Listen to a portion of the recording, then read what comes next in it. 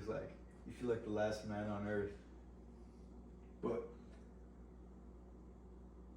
how did you encounter, or how did you come to the realization that there was a God?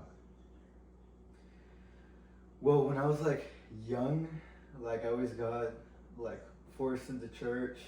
It was like ever since I was a baby, like I never wanted to go when I was younger, because when I was younger, my parents would force me to wear like really nice clothes and like wear like a little tiny suit or like button up shirt, and they would make me button the top like all the way where my neck is choking. And every time I unbuttoned to the top, they would like see it and then like push me to the side, embarrass me in front of everyone, be like, "Nah, I told you to button the top," and it would be like so tight around my neck. Like I remember that like perfectly. And then that's part of the reason like that made me like think like, oh yeah, like I believed in Jesus and everything, yeah, like a God. But then like I never really had an experience like until like recently, where when I was younger I was like I believed in angels and all of the extra stuff. And then I like stopped going to church when I was like in middle school. That's when my parents like really stopped taking me, so I just stopped going. And I always like prayed or believed in like a higher power. And then at that point, I like my mom was Catholic and my grandma and grandpa were Christian, and I would hang out with them a lot, so I would like fall more into like the Christian side, and my dad was atheist. But my dad would still take me to church because his friends were there, and they took me to a Lutheran church that was primarily African people in the church. And at Lutheran churches, they're like Lutheran Christians, and they pray with their hands, and they would pray with their hands up. So that every time we go to the church service on Sundays at Shoreline, I would go, and every time someone would pray, or every time the sermon would like start singing, and there would be like the band orchestrating everything, and I noticed everyone in the audience that's raising their hand, they're Lutheran Christian. And it's like a mix of different varieties of different Christians, because the Christians that praise with their hands, those are the Lutheran Christians. And I don't really resonate with that so much, but I remember going back to those churches, and that's like at the same time, like my dad was like always atheist, so he would always like push the agenda of like this is what he believed. Like at a young age, when I was like 12, that's when I started going to church. He would like tell me about our ancestors and how our ancestors originated from Africa, and how I'm connected to the Anunnaki and related, like we're all connected to the Anunnaki. And he would talk about that, like spiritual stuff, and he would be like, we all came from the stars, even me, like that's where our family is, and like in Egypt, and we all go back to the stars. And he said he didn't believe in God because he believed that we're genetically modified aliens. That he told me that he believed Adam and Eve were, when the Anunnaki and the Sumerians came on Earth, the two different alien species, they experimented on the primordial species of Earth, which was like the cavemen, and then they were putting, like they would go mate with them, which was forbidden because the general from this is all the stuff, like the stories my dad was telling me, because he watched Ancient Aliens, and that would be like our thing at the time. Because at the time when I was younger, like 12, like I would only see my dad on Fridays and Saturdays because my parents like were not together. Oh yeah. So our thing would be every time we would go, we would hang out, we would go to the beach, we would go fishing. We would do the same thing every weekend. Every weekend it was like the same thing. We would go to the beach, we'd go for a walk, we'd walk the dog, we'd go fishing, we'd go to the library. We'd go to the library, and at the library, they would have a whole series. At the time, he had like this older TV But in the library, you could rent out movies, and they had Mhm. every single episode and every single season of Ancient Aliens. So my dad would get, and you can't really like find every episode and all the seasons, and they had every single one. So my dad would like rent out, and we would watch every single one of them. So he would get that, and then after we would get that, he would go to the store. We would go to the grocery store with him, me and my sister, and then we would go and get like food and groceries, because when my dad was in college in his 20s, while he was in college, he worked part-time as a cook for a restaurant. So he was like really good cook. He knows how to make good food. So he'd go cook for us, and then that would be after we would go fishing. And then after we go fishing, he would cook, and then he would like play music, and then he would play like Ancient Aliens. And then after we would do that and like vibe out, have a good time, and then we would probably go up top and just like hang out, like go in the water. And at that time, like my dad, he lived on a boat, so he never like he sold his house just to live on a boat. So I would just like live in the boat with him on the weekends, and then that's like the every weekend that what we would do. And then at night we would watch Ancient Aliens, and when we watched the Ancient Aliens, like we saw like every episode. But then when I would talk to him about God, he would like tell me all of these things, like what he believed. He would tell me his perspective on God, because that's when I wanted to like, I knew there was like a higher power, and I wanted to know more. And he would tell me that, back to where I was coming from when he talked to me about the Anunnakis, they were mating with the cavemen in the back. It was the span in the Quran, in the Muslim religion. They see the earth was made 6,000 years ago, but from testing samples from different sediments of the earth in different types of formations in the planet, they were seeing how the sediment and the rocks were being dated for hundreds of million years ago. And then at certain sediments, when the paleontologists and geologists would go and find these certain sediments, they would find traces of humans and traces of like intelligent life. And in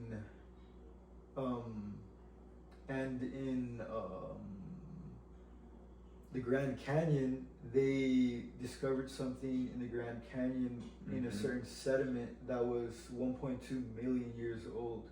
And when they found this, they found like these dinosaur footprints right next to human footprints. Man. Yeah, and that's when he told me that when they came down, and he believed that when they did, in fact, date this, they came longer than what we thought, because they think that the pyramids of Egypt was like 100,000 years old, but it's actually like millions of years old. And when they were doing more studies on it, he was telling me how when they made it, or on the texts and from the scriptures, they were seen as giants, and then the people were seen as like regular sized people, and the giants were the Anunnakis, and the regular sized people were the mixed bred plus Pleiadians, Sumerians, and the Anunnakis mixed with the cave people. And he told me how he believed that that's where we originated from. And he like told me this whole thing, like he told me like the asteroid field around our solar system, that was used to be a planet, and our solar system was the battleground to a universal war that broke out, and the remains of the planet that got destroyed, that used to inhabit life, got destroyed, obliterated, and turned into the asteroid belt in our solar system that now is all around our solar system, because it took hundreds of thousands of years for the rotation of our planets to go around the sun, which spread out the planet remains into the asteroid field around our sun. And that planet used to inhabit life. So when that planet got destroyed and they lost the war, they came to Earth. And there's two sanctums of different species. One went underground and one stayed on top of the ground. And then they broke out in another war, fighting over the top of the earth and the bottom of the earth.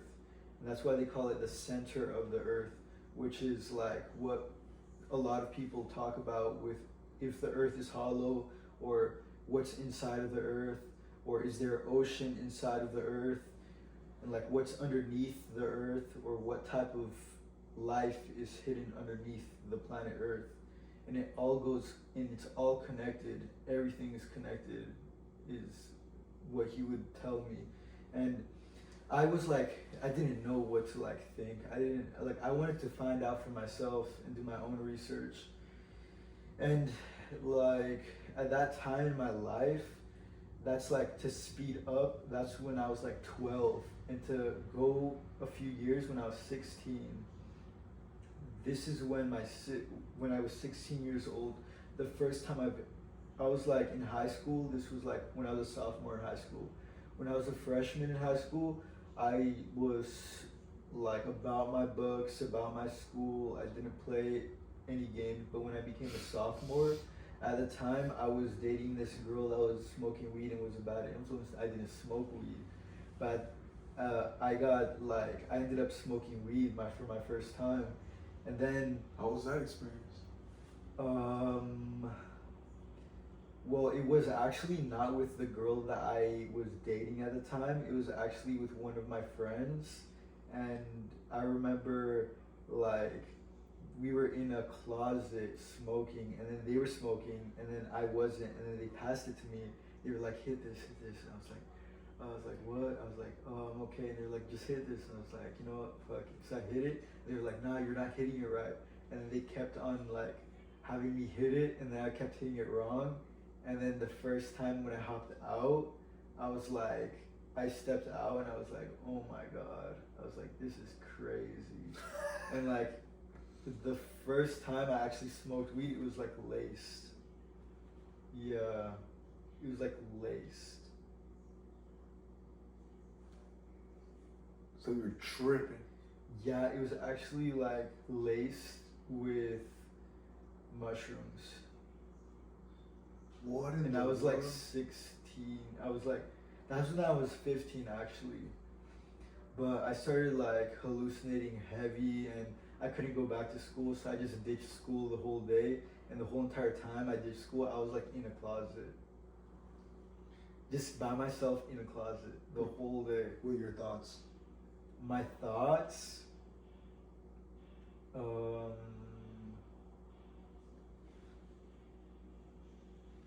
I was just paranoid because there was construction workers outside, and then there was like, I heard like cops and stuff, and I was like, it was like not really a good time. But like one time I remember like the parents, the school called when my parents said I was high. So my punishment was my mom sending me to my dad's, because my dad would like punish me in front of my mom, but as soon as my mom dropped me off at my dad's, she thought I was gonna get punished. But as soon as I went over at my dad's, he went and I sat down and he looked at me, and I was 16 years old, and he pulled out a bottle of vodka and a bag of weed, and he was like, I remember my first time smoking weed in high school. It's time for us to go have a great time. And then yeah, that was like, and then I started laughing, and then my dad was laughing, and my dad was laughing.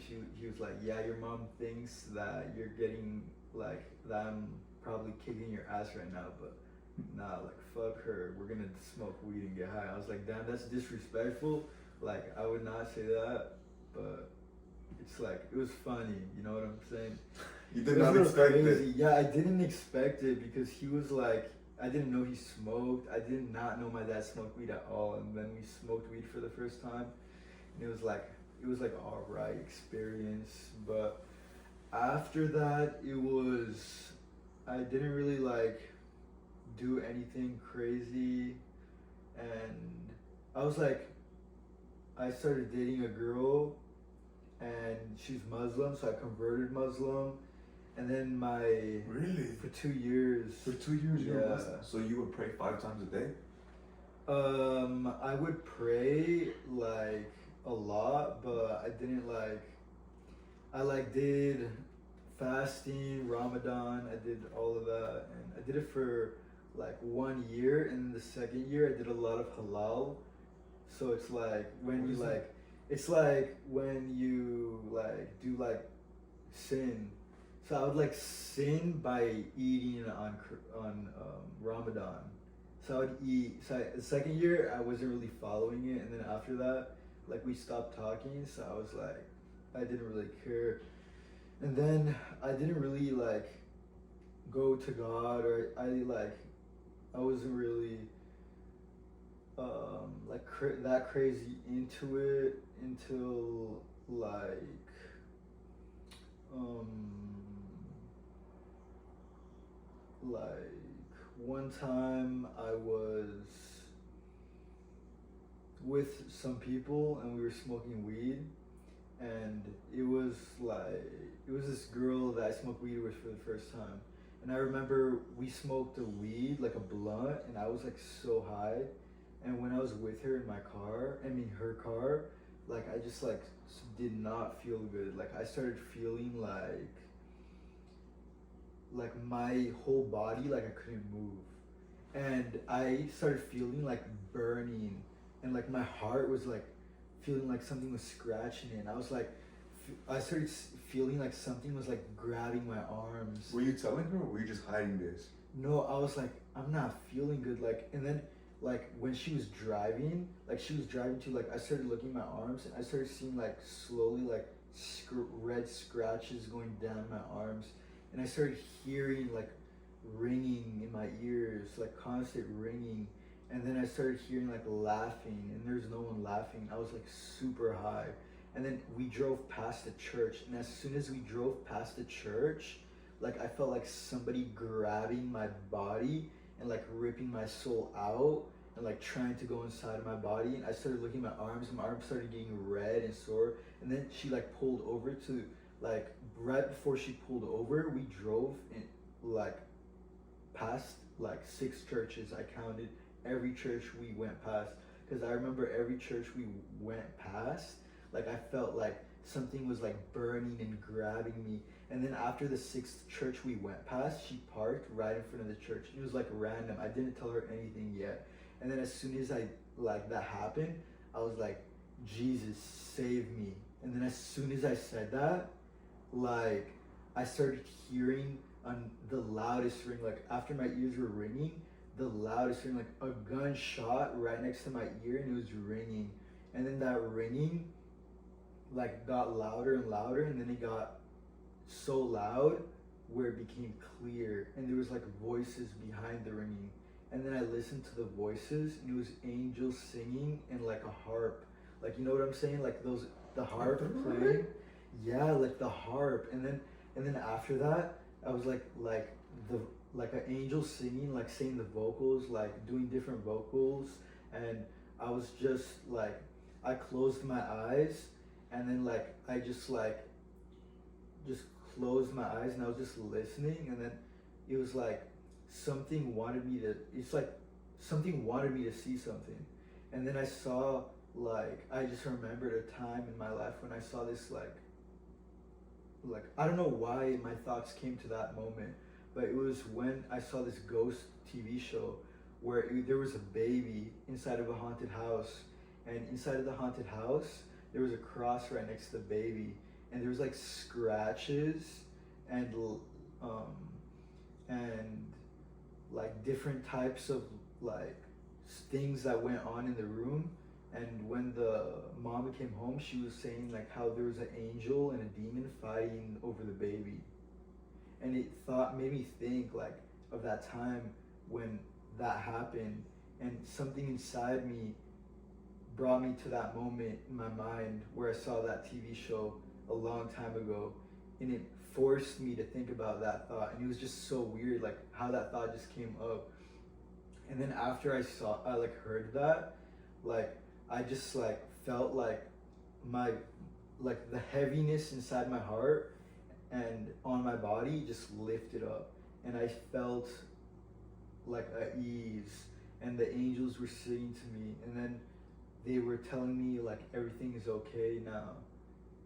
And after that, like I don't remember much, but I just remember like everything was like good after that. But that was like a crazy experience that I like experienced with smoking a lot of weed. Wow. Yeah. Damn, so that's what brought you to Jesus.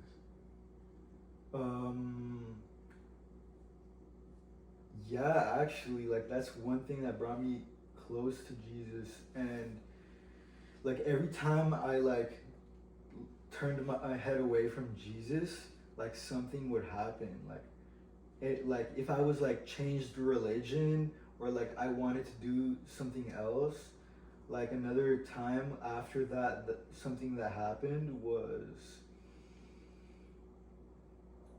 it was when I didn't go to church for like about like 2018 or 2019, 2020, 2021, 2022, 2023, and then 2024 hit. So like 5 years or something. And then I go to the gym, and I'm like, before that time, I believed in God, I prayed, I saw myself like as a Christian, but not like deeply like that. I like still prayed once in a while, but mostly at that time, before then, I was like more like to spirituality, like chakras, The New Age stuff. yeah, like the New Age, not the Northwest, but like the South, like the old age spirituality, not the New Age spirituality. And I ran into my friend from high school, like from our church group, and it was actually like my old friend Tabitha. And we like, I see her, I'm like working out in the gym, and the very same day I was on the phone with my best friend, and he mentioned Tabitha because he used to talk to her and they used to have a thing. So after that, I was like, you know what, I wonder what Tabitha is up to. I remember that one time when we worked out at the Monterey Sports Center. I haven't seen her in like 4 years. I was like, that's crazy. I go to the gym, like 4 hours, 5 hours later, I go and work out. I pull the towel out to go clean the equipment. I turn to my left and I see her I was like, no way, that's her. I like rubbed my eyes. I was like, that's crazy. I go up to her, and I was like, Tabitha, what's going on? And then she like took her headphones off, and she was like, excuse me. I was like, do I know you? And I was like, come on, Tabitha. And then she was like, wait, you look so familiar. I didn't tell her my name. I was like, you know my name. I was like, you know my name. She was like, wait. And then she said my name, and I was like, oh. And then we started talking for like 20 minutes. And then like a few days later, like we like say we were gonna like hang out, and then I said I used to go to Shoreline like all the time when I was little, like when I was like 6 years old. Like my parents brought me there like every Sunday. So I stopped going to Shoreline like when I was 12 or something. So my parents, or no, what's it called? Oh yeah, so we ended up like going to hang out at the church on Sunday. So we go to the church on Sunday, and this was like when I haven't talked to God or nothing in a long time, and I'm completely sober. We go to church, we sit down, we're there, pastor, me and Tabitha are at church, we're sitting there listening to the pastor, and then after the music and everything, I'm like, I know that I haven't been to church in like over 5 years, So I go and I'm there sitting in church, embracing the moment, and I close my eyes. And then I'm like, I just start praying. I don't remember what I say, but as soon as I start praying, as soon as I close my eyes, I see myself in front of a mountain. And then I'm looking at this mountain, and in front of this mountain, there's a cave. So I walk into this cave, and then I'm like, and I stop praying. I like stop praying. I'm like, what am I looking at? And I'm like sitting right, I haven't gone to church in like over 5 years. I'm sitting here next to my old friend Tabitha, and I walk into this cave. And as soon as I walk into this cave, I look, like I walk down this like long hallway of the cave, and I'm in this like opening in the cave, and inside this room, like it's about this big, like a size of this room, and but it's like inside of a cave. Nothing's man-made except one thing. There's an altar in the middle of a cave, like a table for like sacrificing. In the old Aztec temples, it would be like a table of sacrifice. And then I look into that table, and there's nothing there. But then there's different directions in the cave, different paths in the cave. And then in one path, all of them are dark because there's no light in it. But in one of the paths, there's light coming out of it. And then I see someone coming out of the light holding they're holding like a torch. And it's like 3,000 years like in the past or something. And then I see people come out, and it's 4 people that came out of the cave, or like through that passageway in the cave. And then they're all wearing robes. And then I see like who, I look straight, and it's like without any doubt in my mind, like I just knew exactly who it was, and it was Jesus. Like I just felt it in my heart. And then Jesus walks up to me with, like, I'm assuming he's with like 3 disciples. Jesus and his 3 disciples.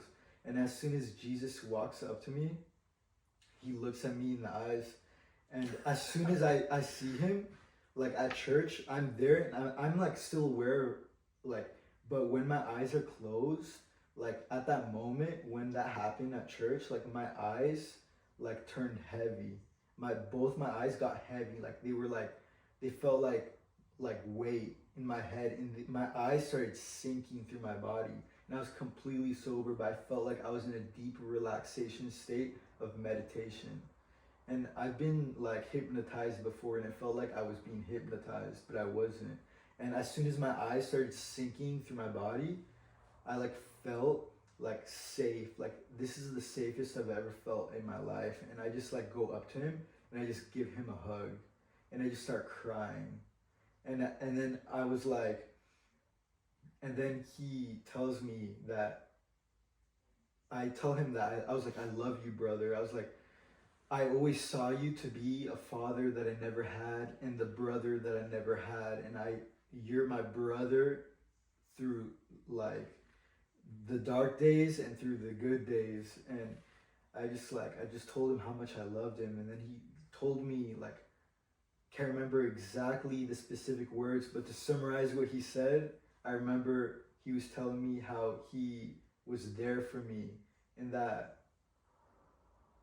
I came to the right place, and that he has a plan for me. And he said to follow this plan. And whatever I did that day with Tabitha, it was one step, but a big step into the plan that everything was supposed to connect. And from everything that's been happening after that moment with church, with the young adult group, it made me realize that everything that is happening is connected to the people that I'm meeting and the people that I'm getting to know, to become closer to God and to become closer to like the grand awakening of everything in the world, and for this moment with me and you sitting right here. And he told me that he's been there watching me, and that I can't give up, and he can't let me know, like, I don't remember what he can't let me know, but he was saying like he can't let me know something because it can't ruin the process of the plan. So I felt like I was to, now that I'm thinking about it, I was like, that's like, if you know, if you got a glimpse of yourself when you're 50 or 40 and you get to see how you got there, you're not going to get there because you see how you're going to get to that place you need to be, but say like you have to go like that guy in the Bible, for him to be where he needed to be, he didn't know that he was going to be in jail with lions. Mm-hmm. And if he would have known that he would have gone to jail with the lions, he wouldn't have done what he did to be where he needed to be. And to be where you need to be, you can't know the steps it takes for you to be where you need to be. And that's why the trial is hard sometimes to build you to be the person that you need to be, maybe for someone in the path, or maybe for someone that's coming there to be there for something that's greater than everything going on or in this world right now. Mm-hmm. So it just made me like think like about some deep stuff. And when I looked at the table, the 3 disciples were standing on 3 sides of the tables, and they had their cloaks on, and they were looking at the table. And then I remember they showed me something inside of the table. But it's like I looked, and then I saw like, they showed me like a vision. And then that's the craziest thing. I don't even remember what it was. And I feel like I wasn't supposed to remember, but they had to show me. But as soon as like they showed me, the only thing I remember from what they showed me is the way that I felt. And the way that I felt, I just knew that it felt right. And from the words that he told me, what felt right with me, I just needed to do what I needed to do. And I don't know what I need to do, but at the same time, I do know what I need to do. Because what I don't know, I will do. For what I do will connect to everything that's to come in the future.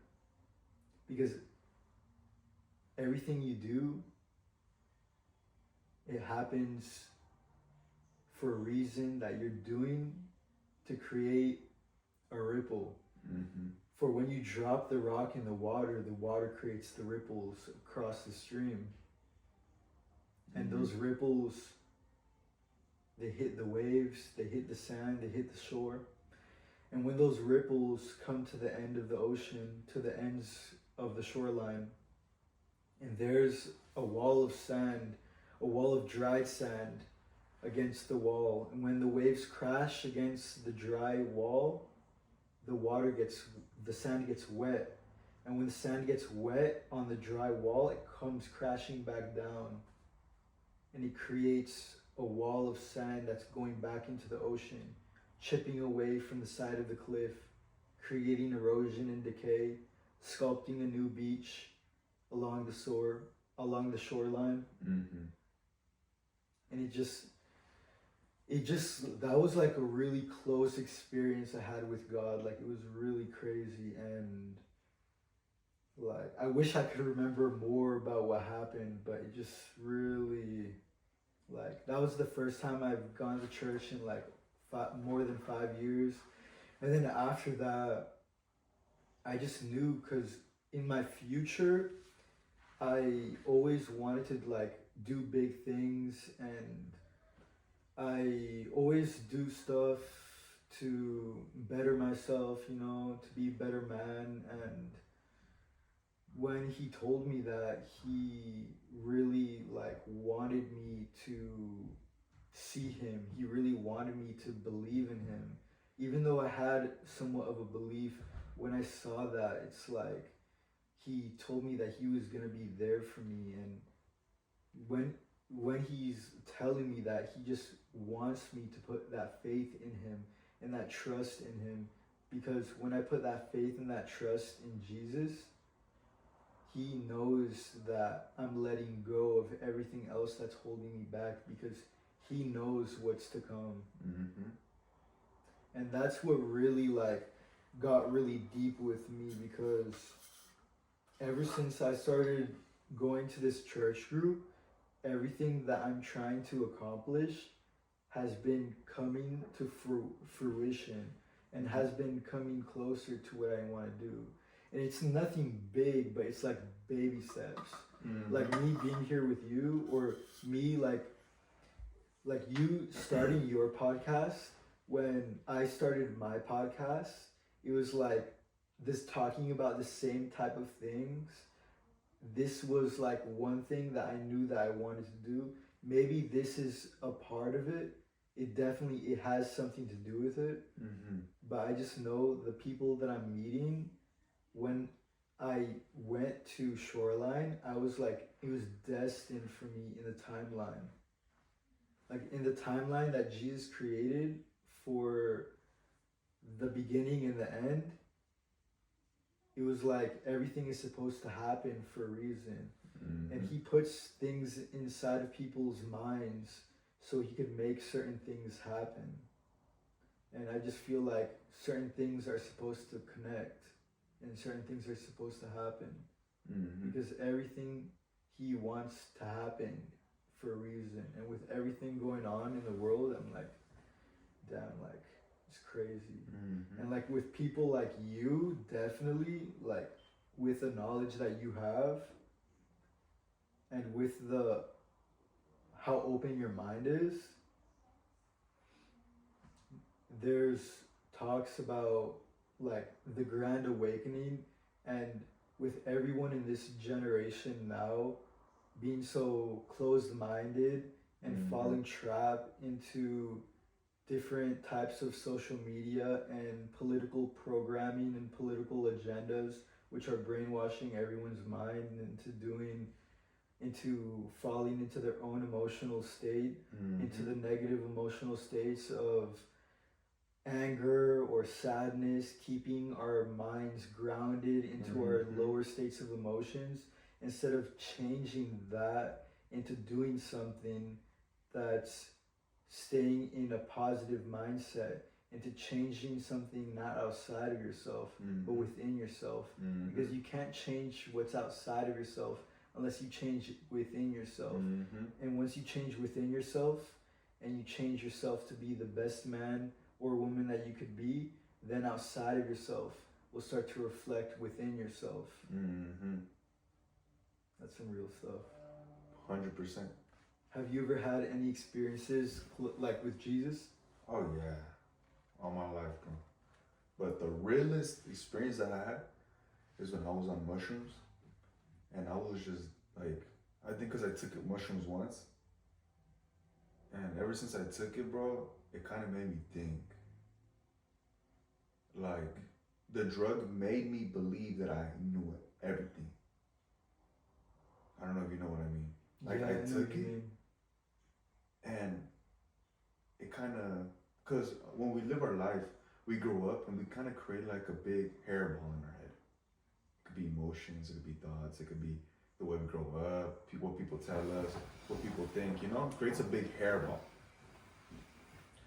That's why they say when you take shrooms, it helps with PTSD, with traumas. But shrooms helps with traumas. Shrooms helps with PTSD and all that stuff. So it kind of removed that hairball temporarily. So it removed my hairball, and I could see things clearly now. But I didn't know that I was moving at my own strength. So then I would go back to my hairball. I go back to how I used to think, prideful, thinking negative, thinking sinful, thinking lustful. You know, all these hairballs. So I thought that the knowledge and wisdom, I was gonna gain it through doing shrooms. Like, I honestly thought that I was gonna gain all the knowledge of the world, all the wisdom of the world. So I started consuming them every day for 1 month. For for 2 weeks. I started consuming them every day. Like I was obsessed. Like I would do the chakras, I would pray, I would meditate, and there was times where I'm not even tripping. I would sit down and I would feel like insane, and I thought I was connecting with God or something. Like I would close my eyes and I would feel like I was just vibrating and I was exploding, and it was insane within my wall.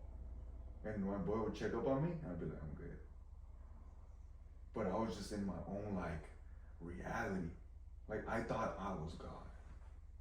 I became all knowing. Like I believed I became all knowing. And I was just stuck. I wanted more and more and more. Until one time I sat down, I was alone. It was winter break, and I sat down and I put the chakra music, the third eye music, because I was really into it. I wanted to unlock everything. And I remember I would research the spinal fluid and like the ancestors, and I would actually put candles in the mirror in the darkness, and I would like try to find something. So one time I sat there, brother, and I was like, I closed my eyes, and I was like, I'm good, and it was all green and beautiful. I was like, yeah. And then I looked at my life, and I was like, I'm not good, man. I don't know anything. And like the whole room shifted, bro. I turned all red. Like I felt like I was the devil himself, bro. And then I came into a vision. Like it all came so like quick, like it spun, and I was with the demons, and I was fighting against God, like his angels, and I was going against them. And he took out all the demons except me. I was the last one. And I remember that I was like, God, finish me. And I got on my knees and I said, God, finish me. Like, I'm done. Kill me. And he was like, no. It was Jesus, I swear. Like, and then he came and he hugged me. He was like, I forgive you. He hugged me like I was like a little kid, bro. Like, and then he grabbed my hand and I went with him to the clouds, and I could only see his back. Like I couldn't see him, but I could only see his back. And he took me to the clouds, and like he forgave me. And once I snapped out of it, I literally like this, bro. I was like, I need to read my Bible. Like I just had the curiosity to read my Bible. And that's when I encountered Jesus. That's what put me on this path. Wow, that was. I had a similar story to that too. Yours was insane. Like, yours was amazing. I like your story, man. But it's crazy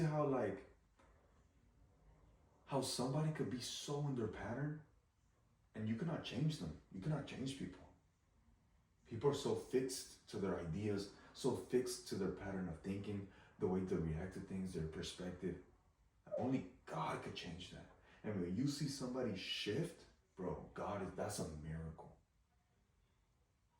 And I believe that God encountered me and he did a miracle. In the same way he did it to you, God did a miracle.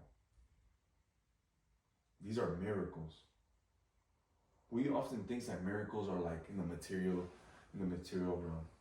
The miracles happen in here, bro, in your heart. It changed my life that day when I was at church. Mm-hmm. It made me go to church every single Sunday. Go to young adult group every Thursday. Mm-hmm. Yeah, I know, having gone to church this Sunday, I had work, but yeah, like ever since I had that experience, I've been going to church on Thursdays and Sundays. I've been getting close with God. I've been praying like multiple times a day. I pray when I work out too. Like when I'm working out, I pray. I ask God for the strength. I'm telling you, when I'm tired, when I'm drained and I have no energy and I ask God for the strength, amazing miracles can happen. Like today, I went on a date with my girlfriend and I told her that I had to go use the bathroom. I went in the bathroom because my allergies were acting up because I couldn't breathe. So I just went to blow my nose. My nose just started bleeding like crazy, like bunch of blood started coming out of my nose like non-stop. One of the workers came in and they were like checking up if I was okay, but there was like so much blood. And then I just remembered something. I need to pray. So I started praying. And then once I finished my prayer, I was like, Jesus, heal me with your touch. Jesus, heal me. And I swear to you, right after my nose stopped bleeding because I believed. Because I just believe so much in Jesus, because ever since I saw Jesus, I just know that he can do miracles and that he could save me from anything. And my nose stopped bleeding. And then I was like, I looked up, like after it stopped bleeding, because it was like, I like threw away the tissues. And when I looked up, I was in front of the sink and I looked in the mirror. I was like, wow. I was like, this was like earlier today. I was like, wow, that's amazing. And then I went outside and I went back to my girl and I told her like everything. And then I didn't tell her the pray part, and when I like prayed to Jesus and it stopped the bleeding, and I just told her that my nose was bleeding and the workers were just like checking up on me. Why did you do that? Were you scared of what she would think? Because I was just scared that my food was cold. So as soon as I told her that, I just ate my food as fast as I could, because I barely even ate my food because I had to go like blow my nose because I couldn't breathe out of my nose, because somebody, her work mom told us we should go eat outside, have brunch somewhere. So that's what we did. We went to First Awakenings and we ate outside, and it was like really beautiful. And I didn't even know, but at First Awakenings, if you eat outside, on the side of the building where the benches are, on the benches they have warmed seats. So like all of the seats are like warm, like seat warmers. I didn't even know that, and like it was like real toasty and warm. So like if you eat outside, they got heaters and seat warmers, but it was like such a hot day today, like so hot today. But reflecting, and I know it used to happen to me a lot, because sometimes things happen in our life, but we don't want to admit that God did it. That it was a time of weakness and humility that God did it. Do you think that happened to you today, where it's like you left that detail out about praying, about seeking Jesus? Why did you leave that detail out when that was the most important detail?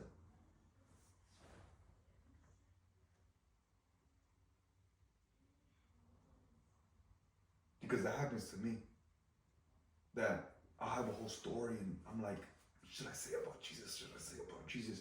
And it's like a wrestle with God, and I'm wrestling with him. But I know, like, I'm afraid that the other person might think I'm crazy, might think I'm... But and then I'm like, damn, why didn't I introduce Jesus?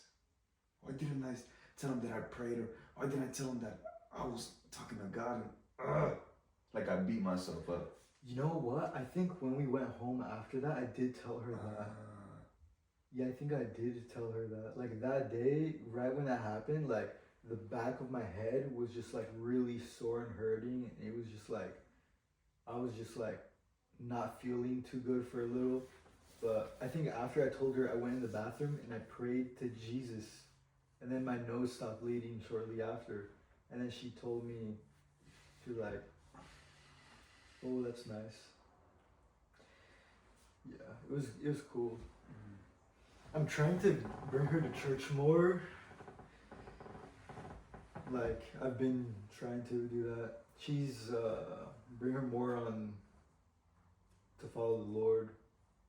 Because I feel like really in touch with the Lord. Mm-hmm. And I just know that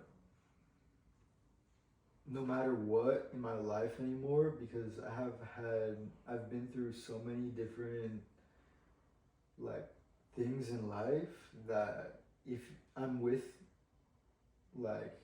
a girl, like it doesn't matter like if she doesn't believe in Jesus, and if she's not on the same path that I'm on, it doesn't matter how beautiful she is. Like I don't care, and I would just let her go, because I just need to stay on my path. And even if she's open to Jesus, like, okay, that's okay. Like, I'm gonna see where it goes. And if she's like, doesn't drain my energy and is on the path of righteousness and self-development, like, okay, we'll see where it goes. but I was single for like 2 years.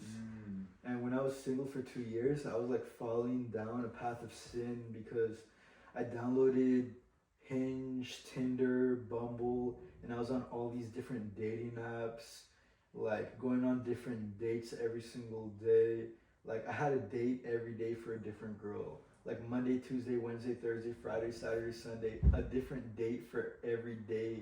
Some days I would have 3 dates with a girl, 2 dates with a girl on the same day, and I would do time like, okay, I would spend 3 hours with this girl, and then I'm gonna tell her that I have to leave, and then I'm gonna hang out with this girl and meet up with her. Then I'm gonna do this. At the same time, I worked 3 jobs. So when I was working 3 jobs, I was like, okay, I have time for this. When I'm not working, I'm gonna be hanging out with this girl, and then when I get off work, I'm gonna go to the gym. So in the morning, I'm gonna go hang out with the girl at 8 in the morning till like 10 or 11, and then in the afternoon, I'm gonna work. And then when I get off work at 8:30, I'm gonna go to the gym, and then after the gym, I get off at 11, and then I'm gonna meet up with a girl at 1 in the morning, and then I'm gonna go hang out with her till like 3 or 4 in the morning. And I had like so many different plans, and then at one point, it was like getting really bad because I was just like, I just fell through this like path of like at one point I just I was I dated this girl. I was like we were talking for like we were talking and friends for like 5 or 6 years, and we dated for like 2 years. And after that, like I didn't talk to any girl. I was like a loyal man. Like I was so down and loyal, but she cheated on me for like 7 times as much as I know. She cheated on me 7 times. But from what I've been told, she cheated on me 20 or plus times. So from all of that, I still took her back. But finally, at that time in my life, I had no respect. I had no boundaries. I was 19 years old, and that created and molded me into a man of boundaries and self-respect, where I don't take no shit from no female or no man, from nobody. Where if somebody puts hands on me, like a woman, now if a woman puts hands on me, they gotta go. If a woman disrespects me and calls me a name, they gotta go. I don't deal with none of that at all. Great. Like, that's good. When, like, the thing about it is, I fell into that dating, like, lustfulness because I thought after being with a girl for so long that I didn't have it anymore. Like I didn't have any game. I thought I didn't know how to talk to girls.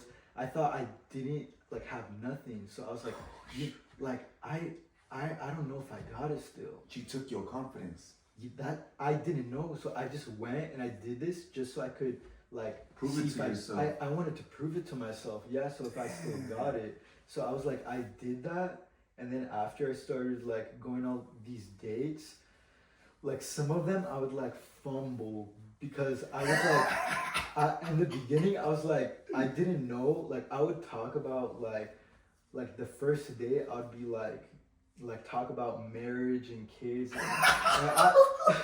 Yeah, it was like that's not where you gotta do, you don't do that. Bro, you gotta scare them away, bro. Yeah, and then I remember like a month or so after like dating, I started like dating. I put my dating profile to like 100 miles. So then I started matching girls like far away. So I would go drive to Santa Cruz, and then I went on a date in Santa Cruz. So when I went on this date in Santa Cruz, it was like 2022, 2023, and it was she said she was gonna bring her friend. So my friend was driving me. So we were going on a 2-man. But then right when we get to Santa Cruz, she said her friend flaked. So my friend drove me all the way to Santa Cruz, and then he was gonna third wheel. But he was such a cool friend that he was okay with it. But at the same time, when I was driving there, I took 4 grams of mushrooms on a first date. And that's one thing I did every time I was gonna go on a date with a girl, I would take mushrooms.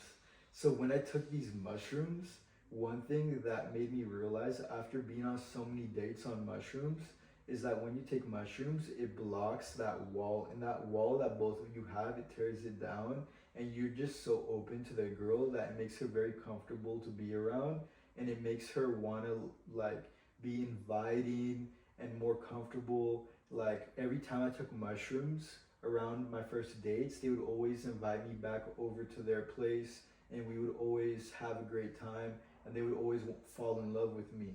That's what I've realized, like every time I took mushrooms on first dates. It removed that hairball. It removed a lot of things, and it made me vulnerable, and that's what they love, because women love vulnerability. And a lot of guys, they act like, oh, they're tough, like, oh, I don't cry, but women love that about a man, and that's what women want. That's what women are missing a lot A of the real time. one.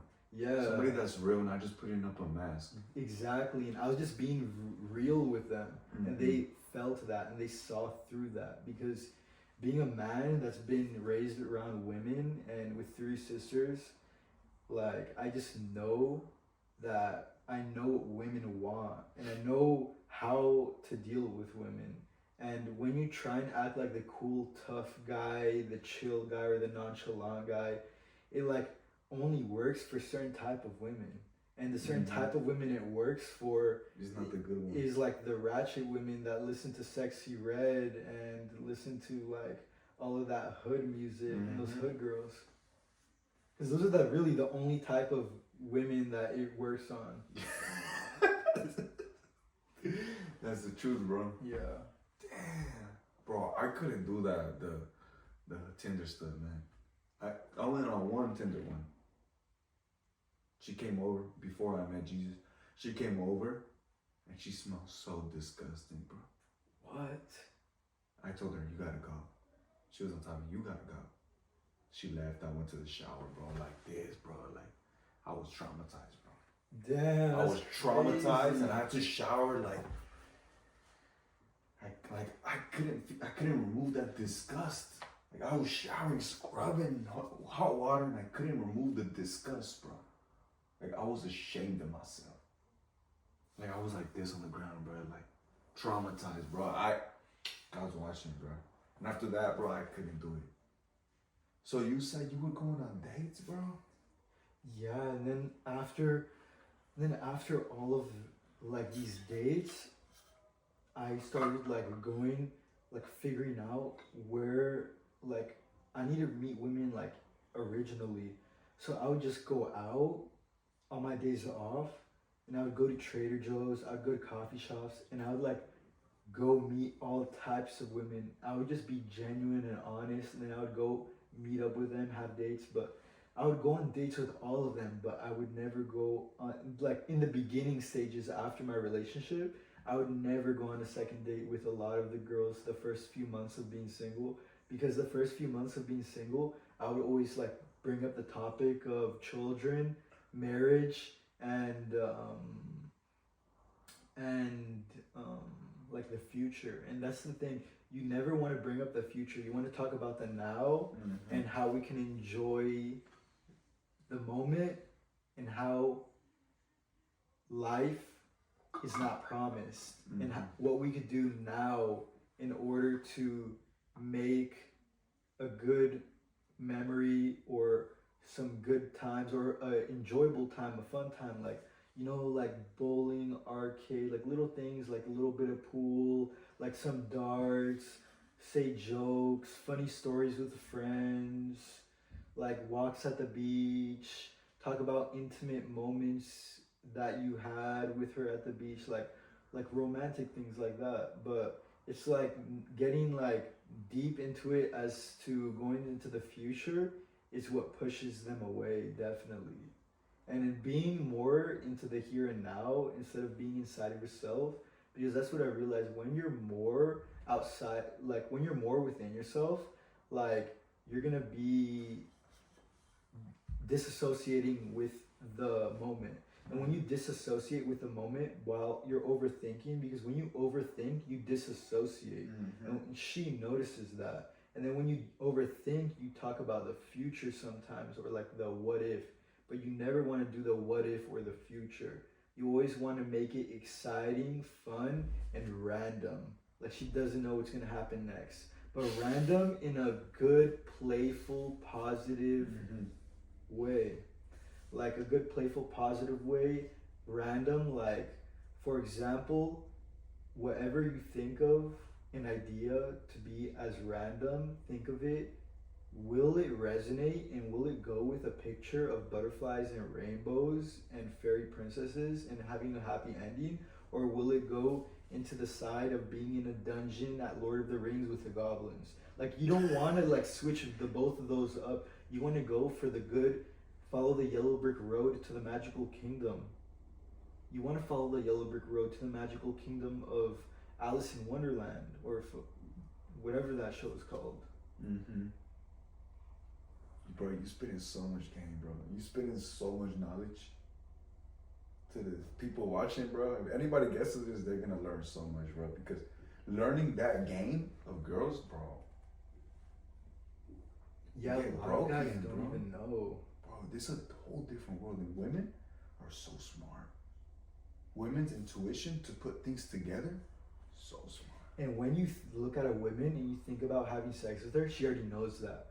Because women's long hair, they did this test, the CIA in 1972 at the Vietnam War, they got Native Americans to go in the CIA, into Vietnam, into the war, and they found out when they cut the Native Americans' hair that they lost the skills of tracking. But when they kept the long hair, the Native Americans had more intuition, they had more tracking skills, their senses were heightened. So they figured out when you cut your hair, it lowers your senses and certain chemicals in your body. And it's something that goes deep as being scientifically proven as to being when your hair is longer, the chemicals in your body are more abundant in the certain chemicals that keep your personality into being into your emotions. And it goes as deep as that into being into intuitive or different type of skills. And it heightens whichever skills you're good at. Having the long hair, into cutting it, it depletes of the chemicals, which lowers certain chemicals in your body. And I don't remember exactly what's behind that, but it has to do with inside of your hair, like in a microscopic level, it holds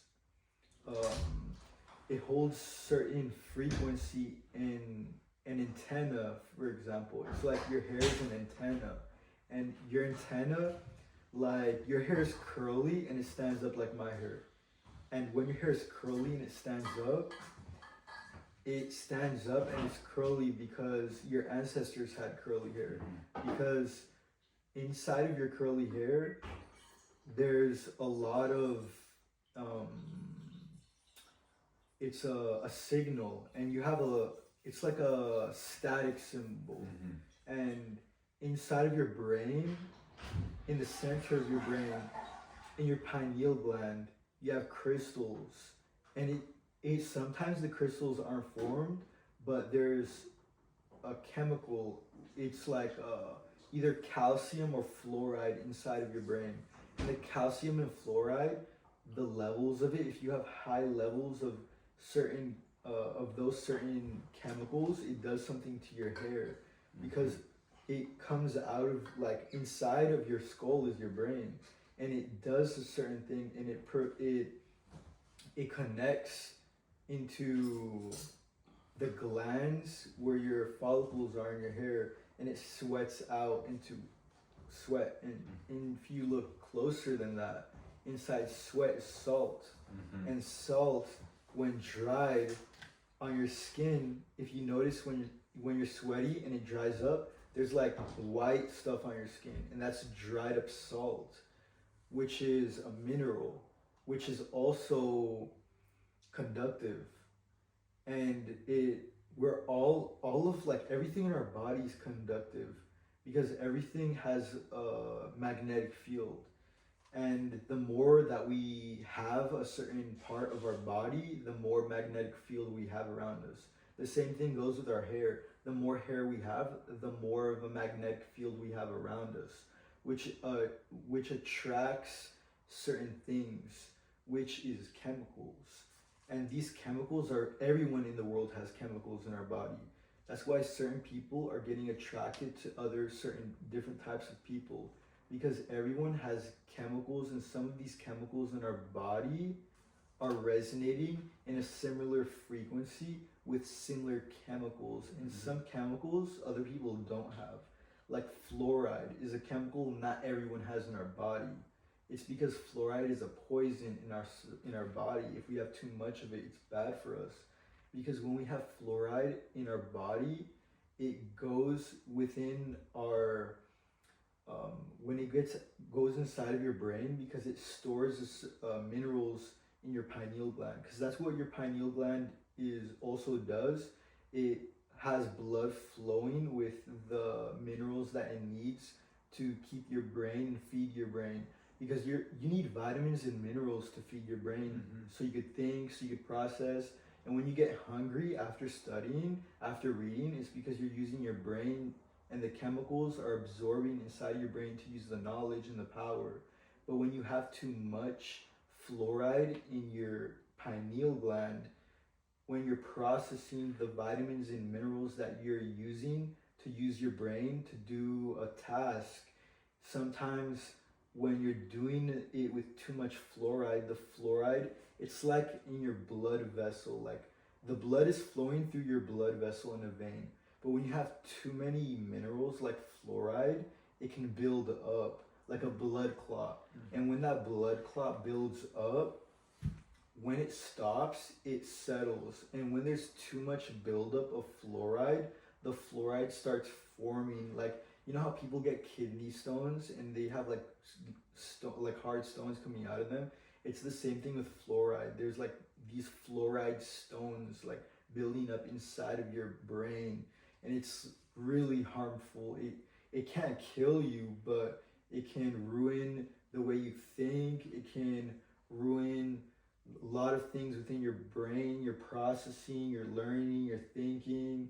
It can manipulate you into doing different things, because when your buildup of fluoride gets too processed within your brain and it has like a clot of fluoride, you're easily manipulated to certain things like programming, like news, different things, like falling into the lower emotional states, because it doesn't feel good. Like your brain, you're gonna get brain fog. Like one thing about having too much fluoride is you get brain fog, and it doesn't make you feel good. And when you don't feel good, it's gonna make you get into those lower emotional states. And how that happens is like drinking tap water, or like fluoride toothpaste, or like certain types of foods. Like it gets you into like sometimes having brain fog, or a lot of different chemicals. Yeah, it's like really not good for you. And that's why like having an open mind is good, because what you don't want is to fall into those lower states, because if you do, you're not going to be able to think like how me and you are thinking, what we're talking about, the things and the ideas that we're sharing. Like your mind isn't going to process that correctly, or even think about it, because you're going to be thinking about, oh, like my brain is fogged up, like I don't feel good, like, and it's gonna, when you think that, the moment you have that thought, it's gonna bring you into this emotional wave of similar thought patterns that you're gonna feel like negative thought patterns. For examples like, oh, like the food I ate didn't make me feel good. Oh, like, oh, I have to study for this test. Oh, I don't know if I'm gonna fail. Oh, I'm probably gonna fail. Like, it's like, no, it's like that's talking negatively about yourself. And a good thing to get out of that, if you feel that, it's like to decalcify it by stop drinking tap water, and to like load up on a bunch of fruits and vegetables, like having like a super drink, like a superfood drink or a superfood vitamins, and then take extra and find different types of minerals, like fruits and minerals and vitamins, to loosen up the blood flow within your brain. Because it's all within the blood flow. Like you could have like mineral blockages in your brain by having too many minerals in your brain, by consuming too many foods of the same food.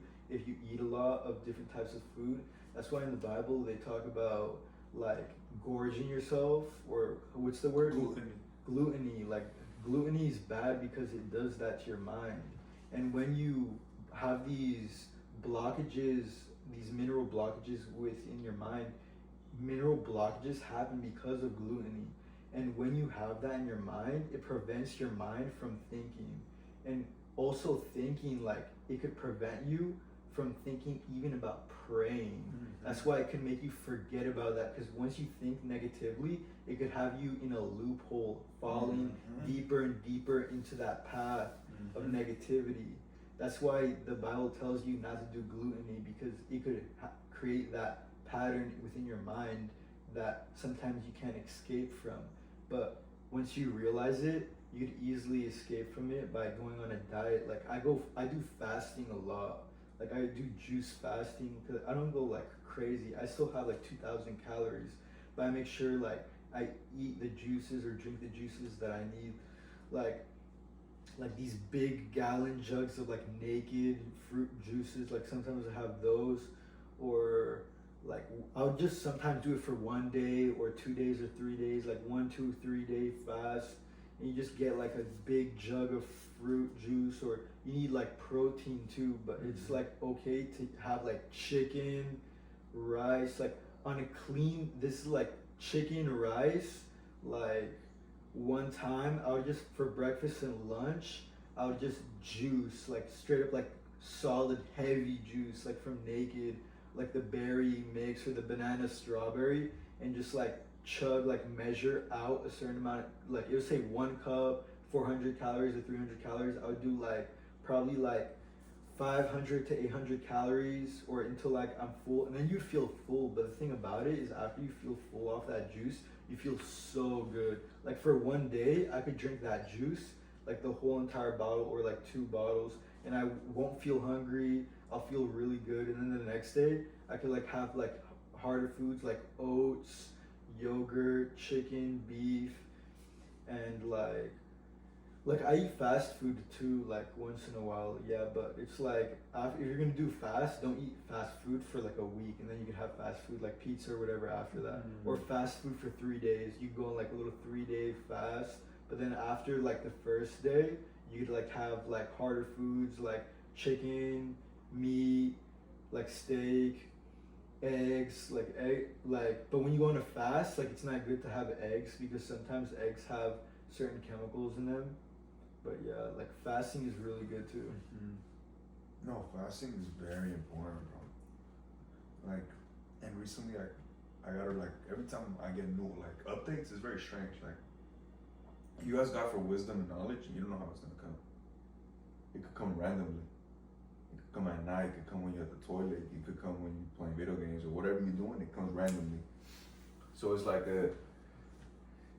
why do we fast? Why do we fast? And it's like when we fast, we become hungry.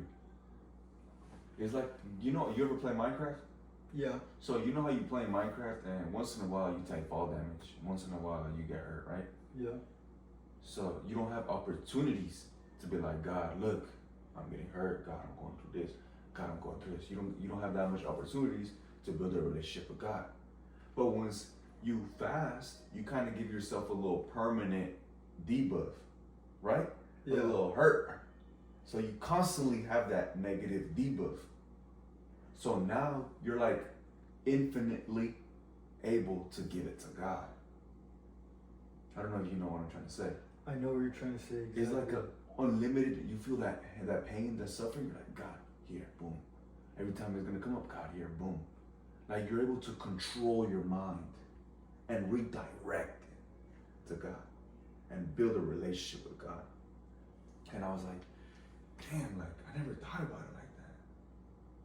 We always say to fast, but why? Like to reprogram your brain. It humbles you. Like when I fast, like I remember back when I was in high school, I had a big high school party when I was 18, and I caught my house on fire. You caught your house on fire? Yeah. Oh, shit. Yeah. Project X? My mom kicked me out. Project X? What? It was like crazy. Like the whole house caught on fire. Yeah. Like the floor, the carpet, the couches, the tables, the walls, the roof. I put the fire out, but there was a lot of, the whole house didn't burn down, but it was like so much damage, like thousands of dollars in damages. Hijos. And then I got like kicked out, and then I had to like move in with my dad on his boat like permanently. Oh, so I lived on a boat for like 2 years straight with my dad. And that was like after I didn't talk to my dad for like 6 years. Or when I was like 16. When I was 16, when I smoked weed with him, I didn't like hang out with him after that because he just like, I saw a side of him when I saw how he was acting when he was high that I never knew. And it like, I thought my dad was like a good, like I thought my dad, I had an image of my dad, but when I saw how he acted when he smoked weed, it completely obliterated the image that I saw and perceived him as. So I found his true self. Because like when you grow up, like your parents, they show you a different side, but when they're being real, like I saw like how he really is. So after I turned 16. What do you mean it obliterated like your whole perspective? Yeah, because he like acted like a whole different person. And he told me things that like I never thought he'd like I never thought he was capable of. And it was yeah, and then what are those things, some of those things that he was talking about? What? What are some of those things that like he was talking about? Well, I can't really like talk about it, but he was like back in the day when he was like in like 18 to 20s, he used to live in Pomona in the hood. And my dad my dad like acts like a nerd, like a really put together businessman, like with his little business, and he like acts like a really, I would have never thought he came from the hood. Really? Yeah, and then he told me like a lot of stuff he used to do back in the day, and I would have never thought he was that type of guy. Damn, so he grew up seeing some things. Yeah, he grew up like in the Pomona hood, yeah. Like the project section 8, like. Yeah, like with a bunch of Africans. Like everyone was black in his neighborhood, and he was the only Puerto Rican. Wow. Yeah, and he told me like a lot of crazy stuff. It like changed the way I saw my dad, and I was like, I just thought it was like he was like crazy a little bit. So. Like, yeah, bro. Growing up and you seen all that stuff, bro, it kind of like tweaks you a little bit, bro. Yeah, it just like made me think like he was like a little too dangerous. Yeah. And then moving back into him, how was that? Yeah, I mean like when I was there, like I had to find a job, so I got a job over there that's my first job at a smoke shop. My first time I worked was when I was 13, but yeah, and when I worked at a smoke shop and a liquor store. So I worked at a liquor store that sold alcohol and a smoke shop that sold like bongs and vapes. Like in 2020, it was still open in COVID time too. Because everyone still went to the smoke shop like every day. The only smoke shop open at COVID. Here in Marina? No, it was in Moss Landing. Oh, you live in Moss Landing? Yeah, I used to live there on a boat. Yeah, and then after that, like this is the craziest thing. Like, that's when I found this guy that lived in Moss Landing, and he grew mushrooms. So I bought an ounce of mushrooms from him, and I started taking them. And then after I started taking mushrooms in Moss Landing, my dad, he told me this story about how he bought his boat from this guy that owned a Mission Ranch in Carmel. This rich guy built it from the ground up from mahogany wood in Brazil.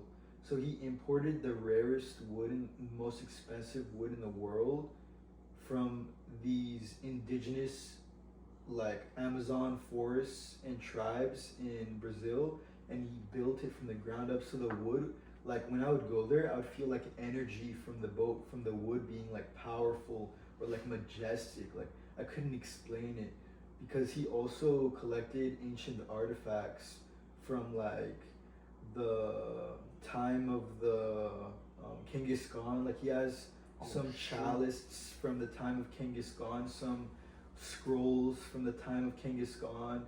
He has a Knights Templar sword from the time of Christ. He has books from. He has the original writings of Shakespeare, like original writings, the first edition, and he has like all of these artifacts on his boat too. Like it's just like a lot of energy. Your father? Yeah. Whoa. Yeah, and when I got the mushrooms, at the time my dad, he went to Puerto Rico for 6 months, so I lived on the boat for 6 months alone, completely on a yacht, and I would go, and at the time, like I didn't have a car because I just got out of high school, so I had to walk to work in Moss Landing. How far was the walks? It was like at the end of the town, so it took like maybe like 15-minute walk. It wasn't 15? that bad. Yeah, it was like 15 minutes. So it wasn't like terrible, but I would go and I like took mushrooms like when I was at work, like working at a smoke shop. I would be on mushrooms. I would meet like a lot of interesting people. Oh, and, yeah.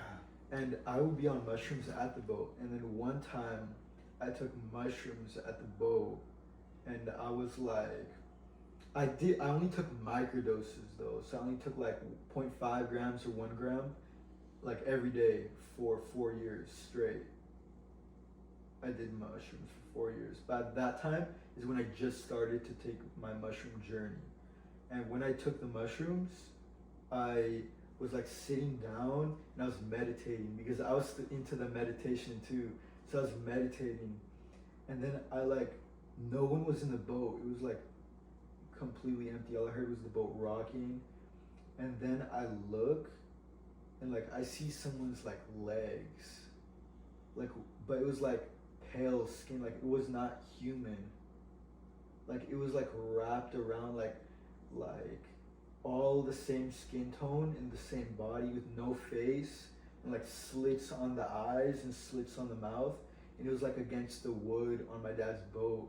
And like I felt like energy. Like before I saw that, like I was alone in the boat and I was just talking to like the wood, because the wood is a part of a tree, and the tree has energy, and the tree's alive, and the tree, they recently discovered like plants and trees have consciousnesses.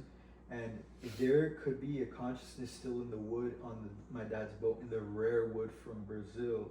So I was talking to the wood on the boat, like communicating to like spirits or a spirit guide or whatever. And then I was like, if there's anything here, because there's like so much old antiques in my dad's boat, if there's anything here, like show yourself. And I would like communicate, and then I would look, and then like I would see like this like person kneeling down like on the wood, and then I was like walking up to it, and then it disappeared. Like I saw with my own eyes, like physical, like everything, the details and everything. And that was like the craziest part. And then I went up top on the boat, and I was like I just felt like right before I went up top, I ate more mushrooms. So I went on top of the boat, and I was laying down looking at the stars. So I was looking at the stars, and I was like, I'm gonna see a UFO tonight. I'm manifesting it. I'm gonna see a UFO. So I'm looking at the stars like 5 minutes in, and I see like a star. I think it's a shooting star. It's like a bright light in the sky, and it's like moving like this. Like in like not a normal airplane. It's like moving like that. And then like I point at it, and then I say, I see you. And then with my mind, I'm like sending a message, like I'm like communicating with the alien. Like I'm trying to like send my brain connected to the alien on the spaceship, and I told it, I see you, can you see me? And then as soon as it was moving, it stopped. and then it started coming like brighter and started coming closer. Oh snap! And closer and closer. And then after, I was like, just tripping. I was like, what the fuck? So then I see it do an 8, like a figure 8, and then I see it like get really big, and it like around it started turning blue, and then it turned really blue, and then after like surrounded like this blue orb energy with like, it was like a blue cloud of like plasma, like this plasma came out of this whatever it was, and then it like went back inside like blue and purple plasma, and then like turned into this really bright star, and this bright star started turning into like a line, like you know the star, like a X line with like a light, and then I saw like it disappeared in a light, like boom, like it went to like star speed and hit like it just like boom, like left the solar system. And I was like, what the fuck? I was like, that's crazy.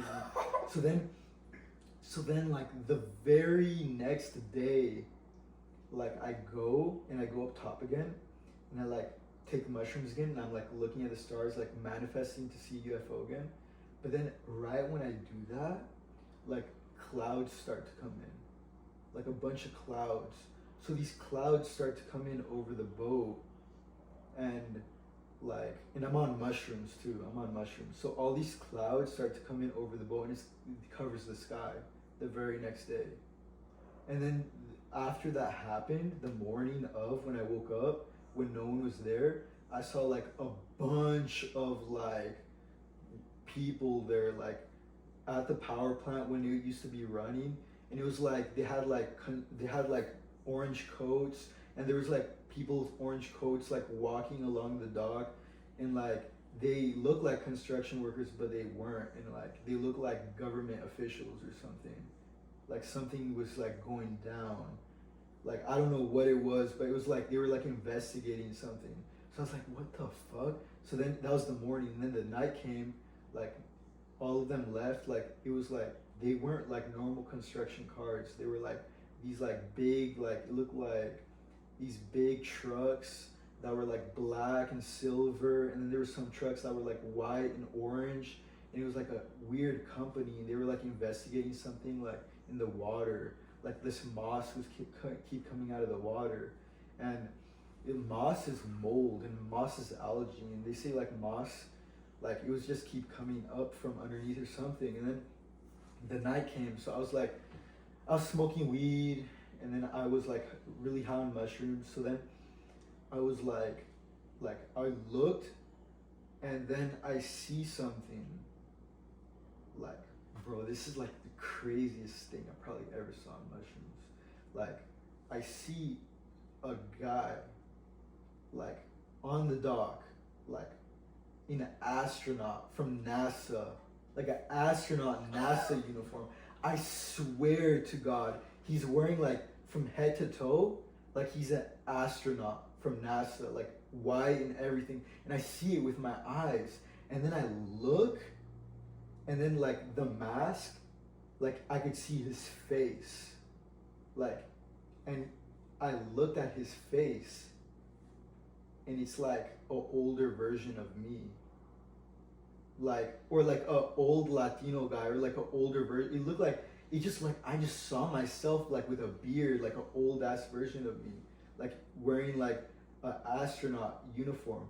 And then as I see him running on the dock, he passes like the mass in the middle where it has the cell, and then I see like a wall that he's running into, like appeared, like a portal like opened up, like he was passing through like a dimension, like he went into a government facility, and it took him to like time and space through different times of maybe like my life, or maybe I like manifested, or maybe I was just on mushrooms, or maybe I was trying to connect the dots and to figure out what happened from that experience where I saw. So then after I saw him, like this like spaceman, like this like Latino spaceman, like walk through that, he like walked into like this open portal, like, and he disappeared, and I saw like it like shifted like into like light, and then it was like black light.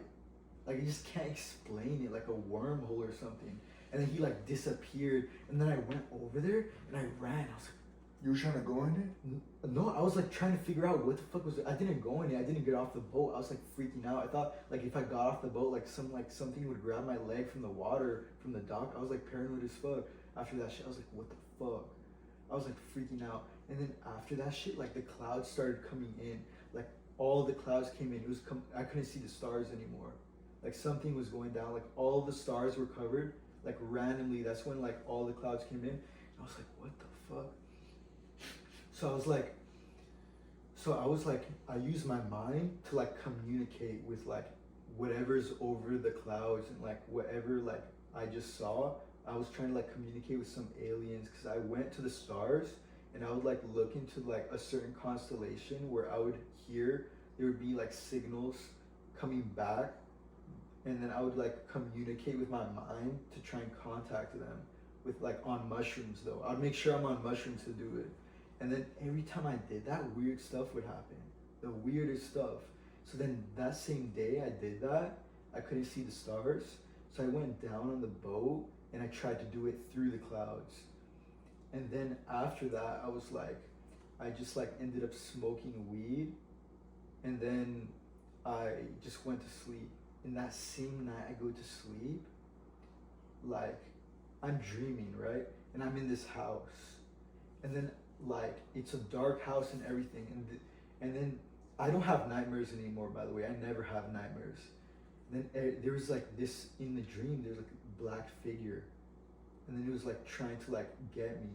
And then I stand and I'm like, nothing can scare me. I have the power here. This is my dream.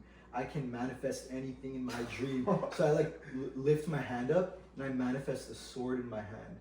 And I'm like, I have the power here. I told whatever was in my dream, I have the power here. And I knew I'm dreaming, because every night I do something to know that I'm dreaming. So I knew I was dreaming.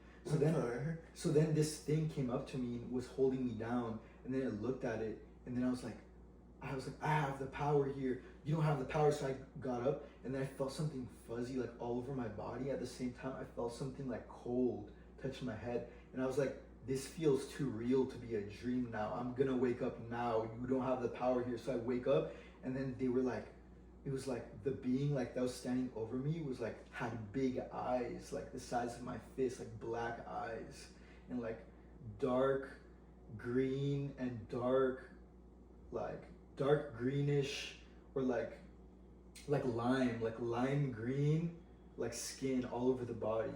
So I like wake up, and then I see like a metal like piece of technology touching my head, and then I look, and it's like an alien. It's like a weird like green and gray alien with big eyes. Like the ones from the movies, like a different. It was like a little bit different, but yeah. And it was like bzzz, and it was like cold touching my head. And in my mind, I didn't speak, but in my mind I said, I'm gonna steal your alien weapon, and I'm gonna steal your alien technology. So I like go and grab it, and then it takes it away, and then I get up from my bed, and then I look at it in the face after I wake up from my dream. I'm like, oh shit. I was like, I'm not afraid of you. I'm not scared of you at all. I'm not afraid of you. And then it looked at me and it like smiled. And then it backed up slowly, and then I didn't, dude, I thought if I looked away it would have disappeared. So I just looked at it and I didn't blink. And my eyes started to water because I didn't blink at all. You didn't want to lose it. I didn't blink, bro. I just looked at it, and he just stood there. And then started backing up into the end of the boat. And when it started backing up, the skin on the creature started blending in with the surroundings, and it started to disappear. And then I saw it, and it turned itself into small, like it shrinked itself into a smaller being. Like being from like my height to like half my height. And then it like got up on the couch. But then I saw like the outline of it because I didn't blink. So I still saw it, and it was like camouflaged into the boat. And it like camouflaged. And I was like, what the fuck? I was like, and then it was still there, but it was like camouflaged now. So I like, my eyes were watering, I still didn't blink. But my eyes were getting tired, so I blinked. And when I blinked, it was still there, and I still saw the camouflage around it. So I was like, okay, now I know where you're at. And I started talking to it, and I was like communicating with this being, and I was like, I'm not afraid of you. I just want to learn from you. I want to learn more. All I ask for is knowledge and wisdom, and like teach me about everything in the universe. Like, what's the meaning of life? And I was like, what's the meaning? And then he got like a smile on his face, and he started talking to me. What did it say? But it didn't speak. It was like telepathically communicating. What in the world? Yeah, on mushrooms. What in the world? Yeah, and I didn't say this before, but from this, every single day when I lived on the boat on mushrooms, I would go talk to the stars. I would look at the same constellation that I found out that would go send radio signals back to planet Earth. And there would always be radio signals coming from that constellation. And then that day when I was there, I was like asking questions.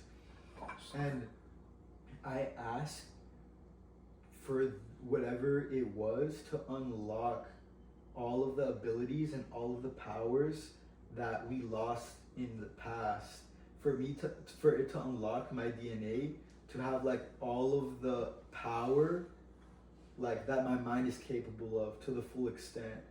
And like I asked for me to receive the knowledge from the burned library of Alexandria.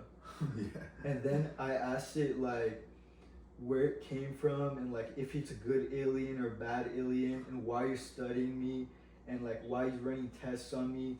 And then it said that he was running tests on me because no other human has done what I did before on mushrooms while trying to communicate to the stars. And they were just so interested and fascinated with this human that they were trying to study my mind with that device, and that they sent down here, and they were scientists to like study me because they brought mushrooms on this planet so we can explore our minds, to connect with their minds so we could communicate with them. And they were telling me how mushrooms are here for us to communicate with our star family. And it got like deep. They were telling me about that. And then I was like wondering about Jesus too. And I was like asking like if Jesus was real, and like Jesus is real. But it's like a different alien species from his species. But he's like our species. But he's like a more advanced version, an upgraded version of our species, because he has more control of his mind, and he has if you have the 100% of your brain, and you cut yourself in your arm, you could like regenerate your arm or like grow your arm back. So he like they have the knowledge and all the power, and we're like. It was like it got really deep, and I was just asking so many questions, and I was like on mushrooms still. But after all these questions, I'll go back to that. But after I was done talking to him, right at the end, he said he had to go. So he like turned into a ball of light and like went up, and he disappeared. I saw him like from his body turning into a ball of light, transforming his physical body into like a spiritual consciousness, shifting from a different reality, transporting from a different dimension, and going back into the sky. So I get up out of bed, and I go on top of the boat, and I look up, and all the clouds are still covering the boat, except on top of the boat where I'm at, there's a perfect circle that are like cut in the clouds, like something went up, and it's like perfect circle, and I can see the stars through the circle. It's like something like went through the clouds. That was a perfect circle that broke through the clouds right over my dad's boat. And that's why I knew like I wasn't tripping or anything. And I should have taken a picture of that. I definitely remember that. Like that was like a crazy experience that I had on mushrooms. After that happened, the very next day, there was like hella construction workers, suspicious, like asking people like questions, like running tests, and like in the water, and there was like military like boats like all over Moss Landing, like like the Coast Guard, and they were like all over there. And then I saw that, and I was like, "Fuck no!" I closed the boat and I locked it, and I just stayed down below in the boat. And then until like I went up, and then I just acted normal. And then like right when I like left the into the land, like, and I saw the construction workers right in front of the gate. All of them, they stopped and they all looked at me. Like they all looked at me, and right when they looked at me, like in my heart and in my mind, like I knew that that was them, but they're just like they're just hiding in that body. And I just knew like those are the aliens, but they're just disguised from that moment. But I did take mushrooms right when I woke up too, because I took mushrooms every day at that time. And I feel like it was like changing my brain, and it was like slowly the mushrooms were telling me to do things. The mushrooms started telling me to do certain things, like to go in the woods at night by myself, and to talk to the spirits in the middle of the woods. So I would go in the woods, pitch black, no light at all, and then I would like look at the stars, and then I would like talk to the aliens in the stars. So then I came back, and I went like, this is when I like went to like my mom's house. Like I like stayed the night, and then that was the night when I was in the woods. So you knew you were not tripping. Yeah, that's how I knew I was not tripping. Maybe don't put that last part in the podcast. But Which is about the underwear? Yeah, like that last story. Bro, that's insane. You know, like, I'm gonna cut it off. But that's insane, bro. You know what you're talking about? Yeah. Bro, your stories are, like, you could become crazy famous. It was like the craziest story ever. Bro, you have encountered with aliens. You have encountered with Jesus. That's crazy. It was like the craziest story of my life. Bro, when was this? When was the last one?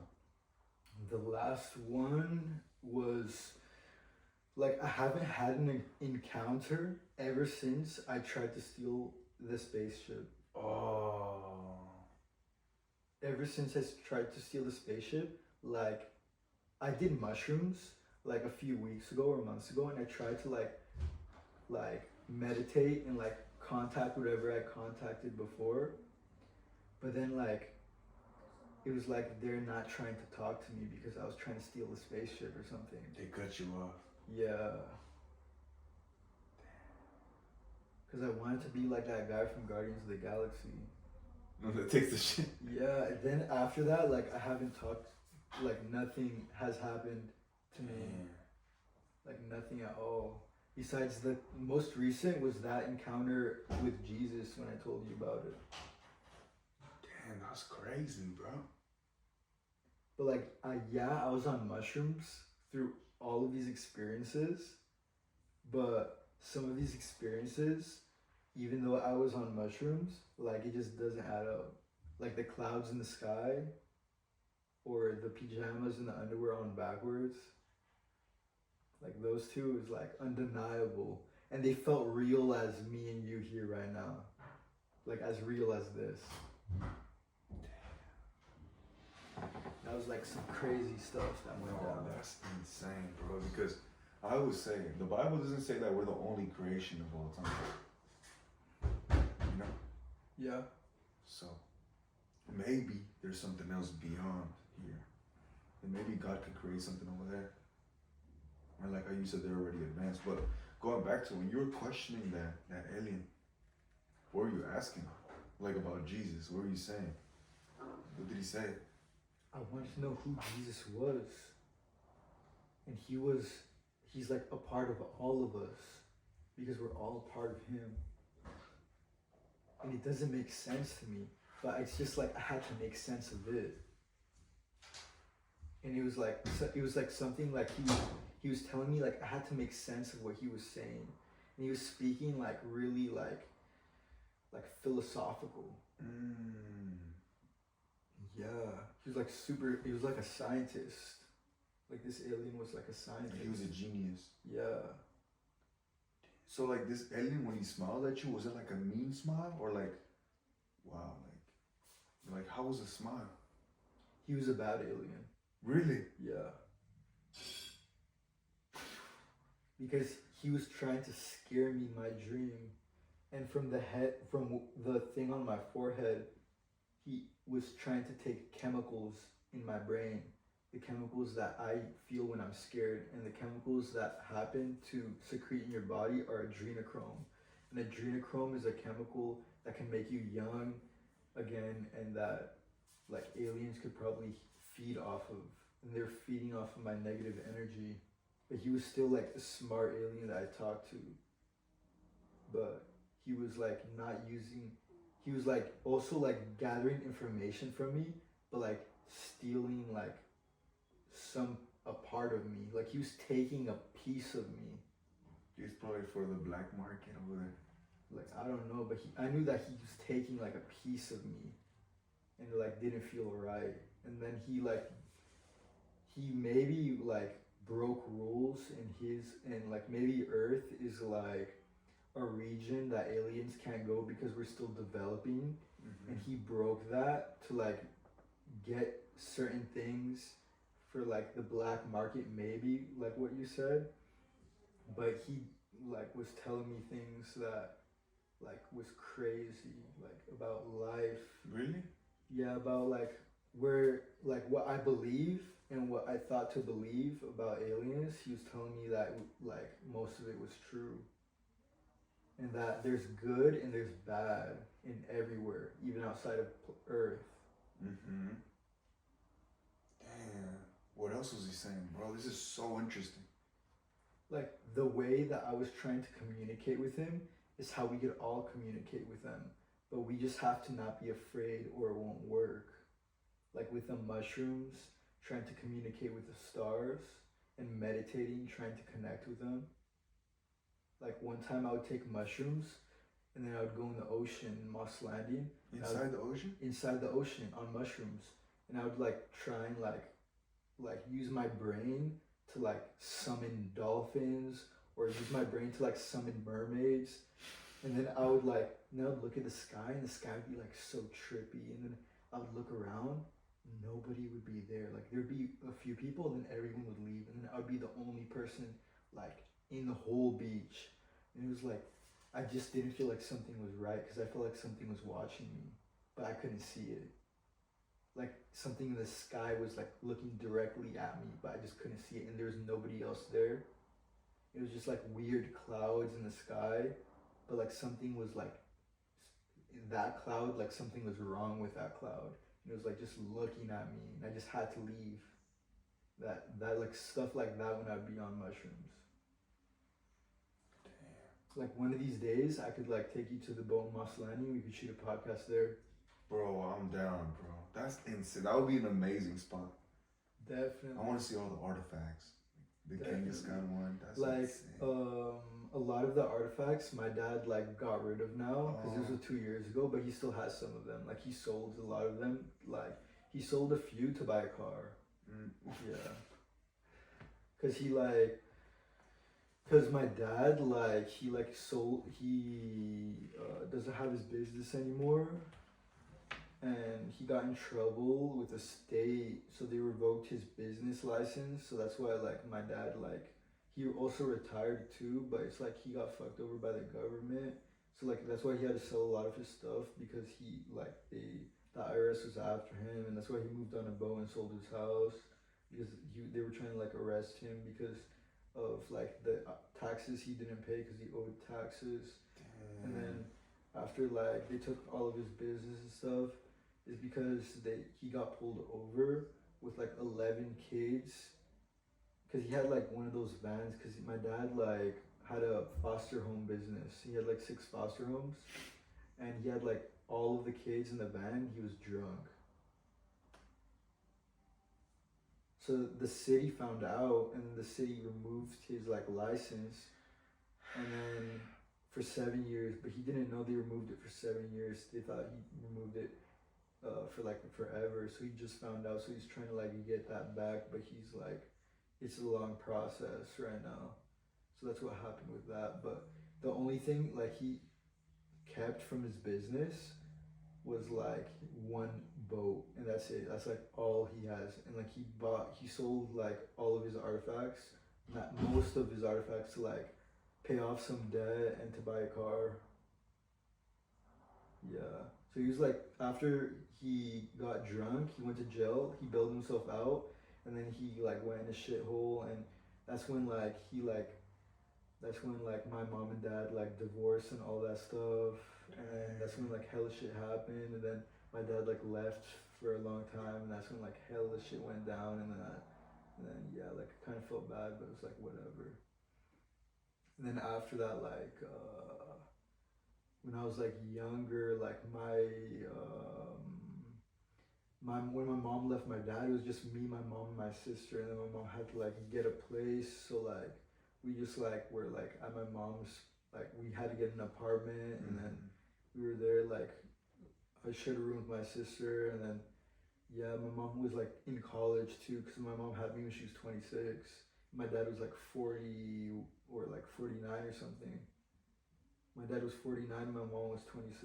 Damn. So my mom was still in college and stuff, because she went to college when she was 18, but like in a different country, because she was an immigrant. She came here to like be a nurse, but it took her forever because she had to take care of 2 kids, and then she had a 3rd kid, and then she had to do that, and she didn't have time for school because she had to work. So she was like doing that, but she just finished school and everything and all that stuff. Damn. Yeah, so it was like a lot of crazy stuff.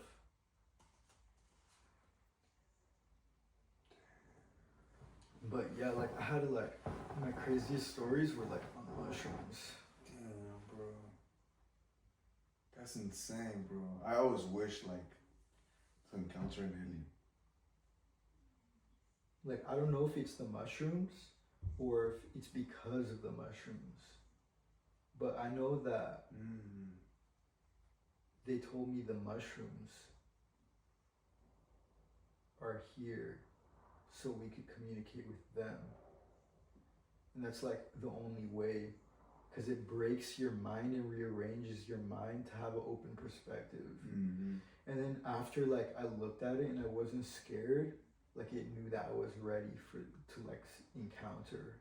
What constellation is it? It was the Orion constellation. The Orion constellation. Yeah. The same one that the pyramids are built on? I don't know, but I think like you know Orion's belt? Yeah. I don't know if I'm wrong, but the pyramids are built exactly pointing up to those. Oh dang. Exactly. Like another like crazy thing is when I meditated, like I would hear about like this certain like alien race that like was talked about with the CIA, like in like documentaries. So I like was focusing on that, meditating in it, and then like when I was in this meditation, when I was looking at the stars trying to channel that energy, I ended up like channeling the energy, and like I was closing my eyes, and then I looked, and then I was like, someone's face was like like my nose was touching someone's nose, and it was like they stepped back, and then I stepped back, and then it was like a Pleiadian, because I was trying to channel like Pleiadians. That was an alien species, supposedly to be like the most positive alien species that they talked about in the undisclosed CIA files when they opened up the files to the public. Positive? Yeah, like those are like the most friendly alien species. The good ones. The good ones, the Pleiadians. They look like us, but they all have blonde hair and blue eyes. And then they have like so many stories, because I did mushrooms every day for 4 years, and those are just a few of them. Those are just a few stories. What in the world? Like I have tons of stories. That's crazy. You were in front of a Pleiadian? You want to hear one more? Yeah, the last one. Bro. All right. So I was like, so that week after all of that happened, I worked at the smoke shop. And then like when I came in the smoke shop, I was just thinking like about the Pleiadians. So then like some lady came in, and then when she came in, she stopped at the door and she just looked at me, and then I looked at her, and then she had baby blue eyes and blonde hair and like the palest white, smoothest skin. And then I looked at her, and then in my mind I was like, I know you're a Pleiadian. And then she looked at me and she smiled. And then I was like, oh my god. I was like, that's crazy. And then I like in the smoke shop. So then like working at a smoke shop, I've been seeing like I worked at a smoke shop till like 11 at night. So I've been seeing crazy things. Like one time a person came in the smoke shop and their eyes were like tripping out. Like lizard eyes. And they were blinking like sideways. Like sideways. What in the world? Yeah, like that was like one of the crazy stuff I saw at a smoke shop. Dang. Yeah. For that I haven't done mushrooms for a long time because it's like after I stopped doing mushrooms, like I stopped seeing like a lot of stuff, like a bunch of stuff. Like now I just live like normal life, nothing crazy happens. Like I'm just like focused on grind, you know. Like I just like distance myself from that. Damn. Yeah. I haven't done it in years. Bro, but like that's crazy, bro. Like you telepath, what's it called, telepath? Yeah, telepathically. Yeah, you spoke to her and then she looked at you and she was like, yeah, she smiled. And then I was like, it's crazy, bro. I was bold as fuck. I was like, are you a Pleiadian? What? To the lady. Really? Bro, this is crazy. Really, why? She looked at me and she's like, you're a very interesting boy. I was like, what the fuck? And then she smiled at me and left the store. Oh, shoot. Yeah. That's insane. A normal looking lady? He was like her skin was like white. It was like pale white, but it was like shiny a little bit. Like it was just like beautiful, like majestic, like white skin and like baby blue eyes and blonde hair, like white. What was she wearing?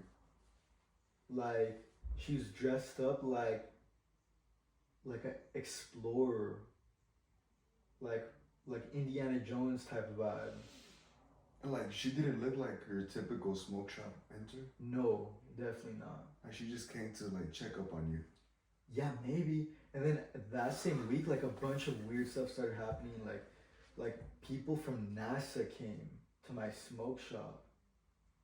Yeah, wearing like NASA vests and NASA shirts, and then they were like, in the back they had Antarctica.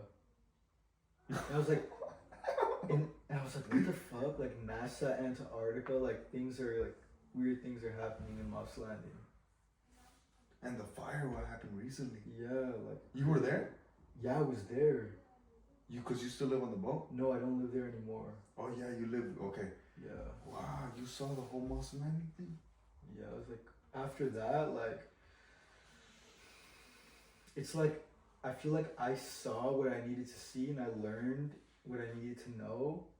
So I just feel like I just need to put that knowledge and from everything I learned and summarize it all, I just need to put that knowledge back into the world to like, because the great awakening is happening. I just need to like, just put my knowledge out there. I don't know, or something like, yeah, and just forget about everything that happened with my experiences and just use my experiences to like better myself, because there's nothing else I can do, because I'm not trying to like be no crazy guy, you know, talking about this stuff. So I'm like, okay, I learned knowledge outside of this world, if it is outside of this world, and I'm just use that knowledge from within myself and just use it and just try and better myself. Damn. But like I just stay like, I would fall victim to a lot of like stuff like when I was dating and when I was like in that lustful mindset, and then that's when like I practiced semen retention, and then I like started like not having sex or talking to girls or like watching porn, and then it was like a lot of crazy stuff. Like I started getting like really deep into it, and at the same time like that happened to me when I was on semen retention too.